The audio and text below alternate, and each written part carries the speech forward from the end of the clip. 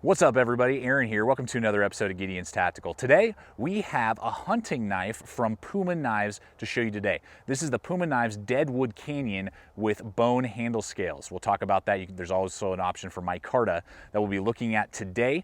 This is a German-made blade and then put together in China. So the steel comes from Germany and then they send it over to China to put the handle scales on and probably the sheath as well that we'll look at. It is designed to be that hunting knife that you could also use as a utility blade around your campsite on your hunting trip. So I am not a hunter, so I can't really process any game with this. So throughout this video, you'll not only see the usual, EDC tasks of cutting cardboards for edge retention. We'll check out this 440A steel and see how the edge holds up, but also rope cutting. We'll do some minor tasks that you would be doing with wood around a campsite, some feather stick making, some notching, that type of stuff.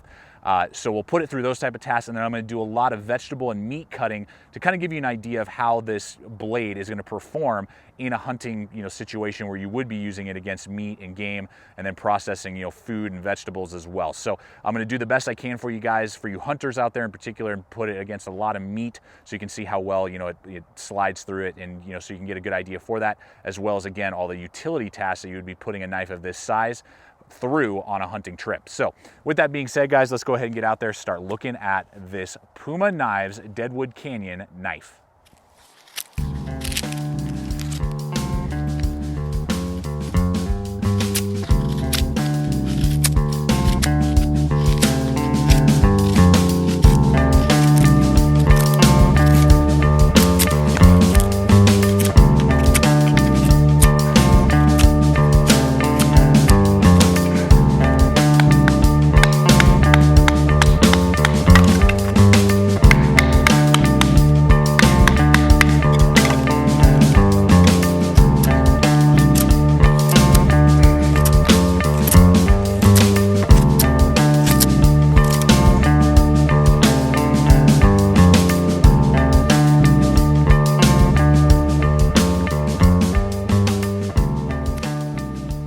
All right, guys, let me go ahead and give you some basic specs here on this knife. What we have is from the front to the back, it's 8 inches long. You got a 4.5-inch handle. You got a 3.5-inch blade with an actual cutting edge of 3.25 inches.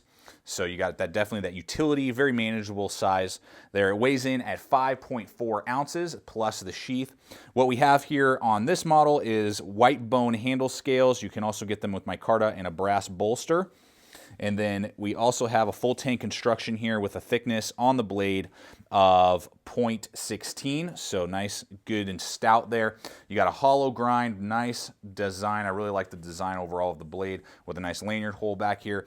And it's made out of 440A steel with a Rockwell of 55 to 57. Rockwell hardness of 55 to 57, and it's German-made steel with German heat treat, and then they send it over to China to have the handle scales and the rest of the pieces put on, and probably the sheath made as well. So those are overall specs, guys. Now we've already used, as you just saw, it out in the wilderness and done a lot of wood processing with it. Let me go ahead and cut away. We'll do some cardboard cutting, and then finally we'll do vegetables and meat to do that type of testing. We'll come back in and I'll just kind of talk to you about the performance of how this blade has performed with all these different tasks.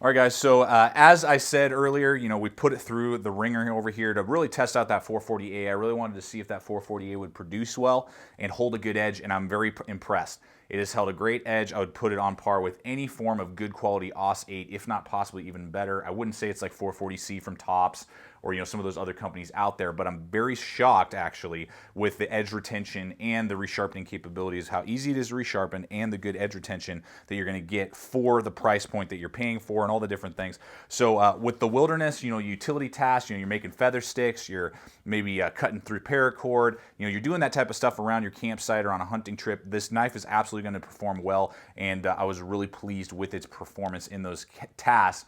And I mean, yeah, I was really happy with it. And then when you go to the food prep, again, I'm not a hunter, like I said in the beginning, but I was really impressed with how the hollow grind and the thickness of the blade really, splits not only the vegetables, but the meat as well. And you're able to really, get the meat to separate from itself, which is what you want with a hunting knife.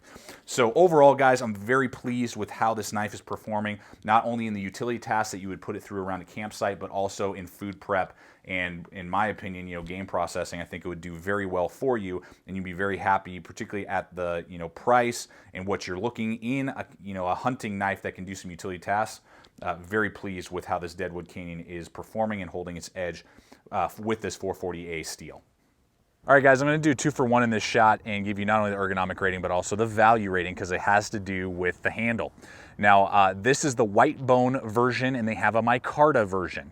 So the white bone version is going to be great, in my opinion, for those of you who are looking more for an aesthetic piece, maybe put on your mantle or, on a desk or something like that, because the white bone will not give you very good traction. It looks very classic, retro 1800s, style, and that's cool. But for practicality purposes, micarta is always going to be better, and the micarta version would be what I recommend if you're actually going to be out there planning on using this knife as a utility hunting knife. I mean, that micarta is going to give you better traction, and it's going to be a better price point. The micarta is going to run you right around $38. Good price point. And the white bone is going to run you right around $51, so it'll be a little more expensive. So again, I think the one that I'm using in these videos is going to be more of an aesthetic piece, and the micarta will be the one that you could purchase and actually use out there. So the value, that's what I'll kind of hit first before I actually talk about the ergonomics. The value for this knife, I'm going to give it a 3 out of 5, because it's going to be $50 for what you're purchasing. There's other knives out there when you start getting into $50-$60 that I would probably recommend over this knife, more for the capability of the blade, the edge retention, just better quality steels, not Chinese made. When we're talking about like $50 to $60. But for the micarta version one, so if you go for that one, that's like $38. The value is 5 out of 5. Definitely recommended, because the 440A is still holding a good edge for that steel. It's definitely holding on par with really good AUS 8 from like SOG, even a little bit better maybe. In the edge retention capability, it's super rust resistant. So I mean, it's definitely going to be that type of knife that you could absolutely use on a regular basis. It's very easy to sharpen up and get a wicked sharp edge back on it. So the value for the micarta one, 5 out of 5. For this white bone one, I'm going to give it a 3 out of 5. So you can obviously tell which one I would recommend. Then when it comes to the overall cutouts, the ergonomics, I love it. The ergonomic rating is a 5 out of 5. I have large size gloves, and I know all you guys out there who watch the channel regularly are like, we get it, we know you wear large size gloves, shut up. I do that for the people who are watching this channel for the very first time, so that they can kind of get a good feel, guys. So just bear with me there. I know you guys like to make fun of me about the large size gloves, but I know it's important for some people, particularly who don't know the channel and they're coming and watching this for the first time. So you can see I got plenty of room to spare out the back end. You got that nice lanyard hole right there. The finger groove and the bolster that give you that nice guard are going to lock you into place real well, and it just fits my hand really nicely. That hump is not in the way, even with bushcraft style tasks. I did some chest lever grips, chest pulls, and that hump didn't get in the way or give me any hot spots. Nice and slim, it's not bulky and fat, and then you got really nice jimping along the spine as well to give you really good traction, particularly if you're using the micarta. So guys, I really like the ergonomics on this knife. It feels very good in hand for my large size hands. Very pleased with an ergonomic rating of 5 out of 5. All right, guys, let's go ahead and look at the sheath here, and I got to give you the carry options for this Puma knife. Now, it's got a nice leather sheath with the Puma logo embroidered or stamped in right there. Excuse me, not embroidered, stamped. Then it's just a kind of taco design, loop over design leather sheath. Very good quality leather, very impressed. Like that a lot. Nice set of stitching right there, held up well over the course of the testing. Real nice. You got 2 studs on either end to make sure that it holds nice and secure. Then you have the stitching right back here. to hold the belt loop in place, and that's a real nice belt loop. It's going to probably only be able to do about an inch size belt though, so just kind of take that in mind. You might have to do another, if you have a really thick belt, you might have to do some other sort of paracord lashing or another lashing point. But your standard leather belt, it'll definitely go through. And I like how the handle is flush with that loop, so it's not going to be jabbing up in your ribs. If you have to go hiking to catch your game, maybe you've shot it and it goes running off, and you got to maybe climb a hill or go through a swamp or whatever, wherever, the handle isn't going to be digging into you and being uncomfortable. So that's really good. The retention's really good as well. It's not going to go crawling out or anything like that. Not going to fall out, so that's very good. Good retention in there, and it pulls out no problem. So, and particularly for the price point, for a leather sheath. Now, I always prefer Kydex. That's my favorite, but at this price point, you're not going to get that, and this is more of a classic hunting style knife. So I'm going to give it a 4 out of 5, guys. This is a great leather sheath. Very impressed with what you're getting with this Puma knife. Thumbs up. 4 out of 5 for sure on the rating for this sheath. All right, guys, let me give you the quality rating on this knife. I'm going to give it a 4 out of 5. For the price that you're paying, you're getting a very good quality item. The leather sheath is held up very well. I would have seen it starting to fray, particularly in the stitching and stuff. If it had any sort of issues, or it would start cracking with the amount of use that I've put it through at this point. I always, do lots of hard testing with the leather to try and see if I can get it to kind of fall apart on me. So that I haven't seen anything like that with the sheath. And then even though it is German-made steel, but then put together in, China, they've really put some effort into making sure that the grinding obviously is done, the perfect bevels and perfect grind angles, no issues at all with that. The handle scales line up perfectly, didn't have any sort of issues with, hot spots, again, like we talked about in the ergonomics, or, the handle scales not lining up properly. So I'm definitely going to give it a quality rating, again, a 4 out of 5. Not at all a bad product when it comes to the quality. The only reason I'm not giving it a 5 out of 5 is the 440A, though it is holding a very good edge, and I'm very impressed, and it's the best 440A I've ever used because of the heat treat, obviously, that they're doing over there at Puma Knives. I would have liked to see something a little bit better than 440A. The positive is it's really rust resistant, so that's always good. It's going to sharpen up in the field very easily, and it will hold an edge as long as AUS 8, good quality AUS 8, like from SOG or Cold Steel, if not even a little bit longer. And I would definitely take this knife if you had a Chinese HCR 13 MOV steel blade or this 440A.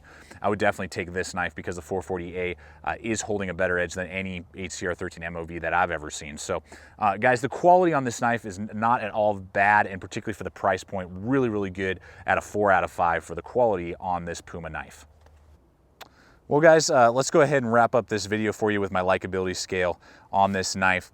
And what I'm going to tell you is I really dig this blade, particularly if this had my Carta handle scales. I'd be totally liking this knife. And if I was a hunter, hopefully one day I'm going to get into that, this would definitely be a knife I would consider owning because of the price point. Again, definitely with the micarta version, of under 40 bucks basically on Amazon to purchase this blade. And what the blade is offering for you is pretty impressive. So I really like this knife for a hunting blade. I'm going to give it a very solid 4 out of 5 on my likability scale. Very high up there, and I would recommend this to any hunter, particularly the micarta version. Again, if you are looking for that, that's your price point, right around 40 bucks, and you need a good hunting knife that you could do some utility tasks, this would definitely be on the top of my list for recommending for a hunter going on a hunting trip with this size and style of blade.